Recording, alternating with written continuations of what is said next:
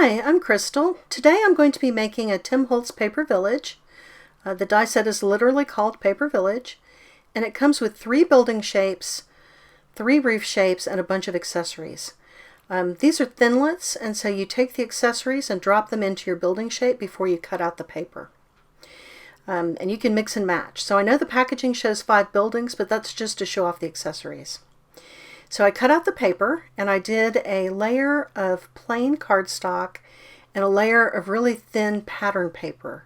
It's not really necessary to do 2 layers, but this pattern paper I'm using is really thin, and I didn't think it would hold up very well if I just did the pattern paper. So now that I've got my 2 cuts of each building shape and 1 roof, I'm going to go ahead and assemble. So I'm going to start by cutting off the tabs from the pattern paper. You don't really need extra tabs. The pattern paper here is just decorative.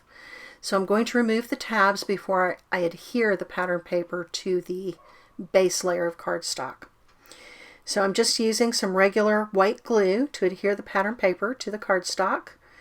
Doesn't really need to be super strong or anything. It's not structural.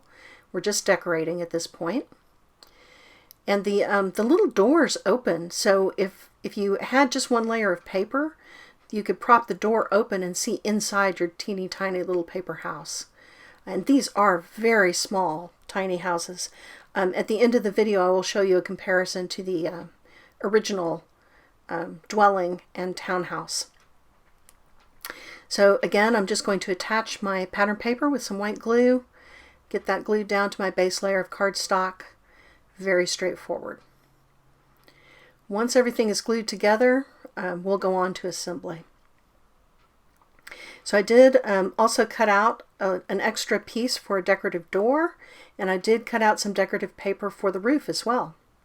So same attachment, just a little bit of PVA glue, regular Elmer school glue, in a needle nose bottle to attach this pattern paper. So you definitely want to do all of your decoration while these pieces are flat. You don't want to try to be doing this while it's vertical. That really does not work out well. And I thought a contrasting door would be really cute, so that's why I've got this contrasting piece of paper for the door. Just a little extra nicety. Now for the construction, you want a higher grab adhesive. So in this case, I'm using double-sided tape. I'm attaching this to each of the tabs. So you've got some tabs to hold on the roof, and then you've got 2 tabs at the side to join the building pieces together.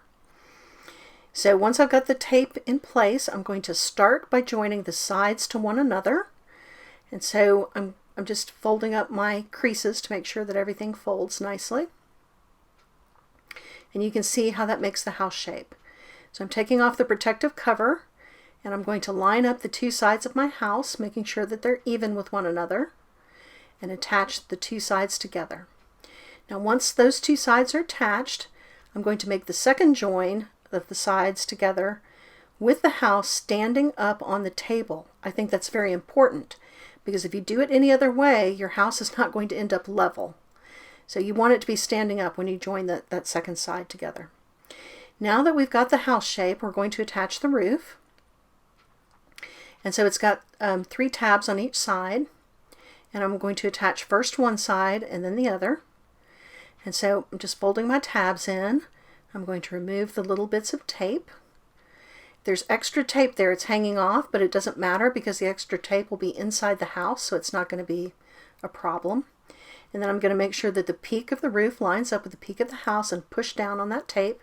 Then I'm flipping the house over and pushing down with the end of my little pokey tool to make sure I've got a good seal. Now I'm taking the tape off on the second side to put the roof on the second side. Just pulling that protective cover off and putting the roof down.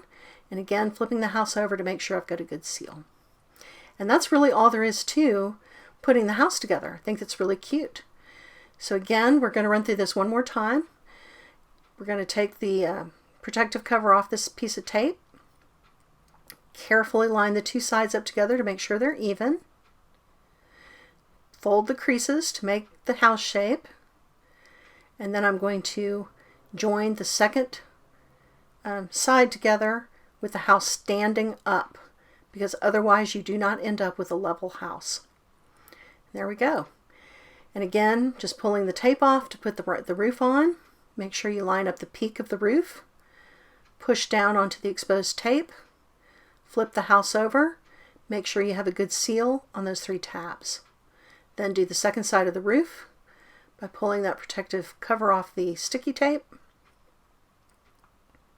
And then push down on the roof on that side. Flip the house over. Make sure you got a good seal. Very decorative and cute. So these are the 3 finished shapes that you get from the set. I just think they turned out super cute. I really like that little decorative paper. And I'm going to put on the little porch cover piece. There's no tab for this, so I just ran a bead of glue around the porch, and then I'm just sticking that onto the house with the house on its back. I should have put that door on the other side on the townhouse, but oh well. And then I'm just going to let that sit there for a second till the glue dries, and then we've got our finished houses. I just think those are adorable. This is a comparison to the original brownstone and the original dwelling. If you've got the thinlits, that's an intermediate size, but I don't have that set. Thanks for joining me today.